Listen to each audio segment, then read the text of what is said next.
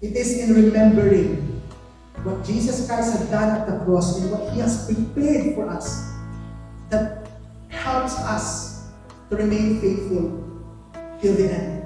Alam niyo po, hindi tayo dapat manghina sa mga bagay na nawawala sa atin dahil sa pagtitiwala natin sa Panginoon.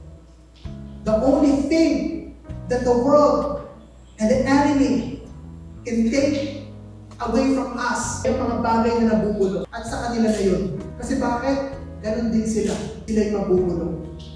And kapag may mga bagay na nawawala sa atin, kapag may mga bagay na nawawala sa atin, huwag kang mangamba. Manatili kang tapat. Because the only thing that the enemy can get from us are things that are mediocre. And we can be confident that God has something better for us.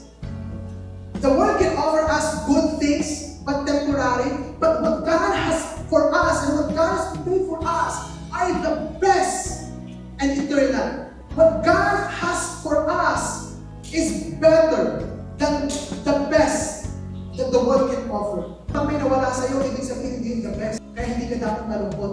Kapag may nawala sa iyo, hindi the best, kaya hindi ka dapat malungkot. Kapag may nawala sa iyo, mas dapat kang magalak. Kung ito'y ginalulungkot ko dahil ito'y maganda, mas magkakanak ako kasi bakit? Itong iniisip kong maganda na wala, ibig sabihin, may mas maganda na naghihintay para sa akin mula sa Panginoon. Remain faithful. Huwag mong gawing dahilan yung kawalan na meron ka yung naranasan para kumayo sa Panginoon. Bagkos, manatili ka dahil ang tanging paraan upang maranasan natin yung mas mainam na bagay kaysa sa mga nawala sa atin ay ang manatiling tapat sa Panginoon sapagkat meron siyang naghihintay sa ating mas higit na bagay. Remain faithful, manatili tayo hanggang dulo.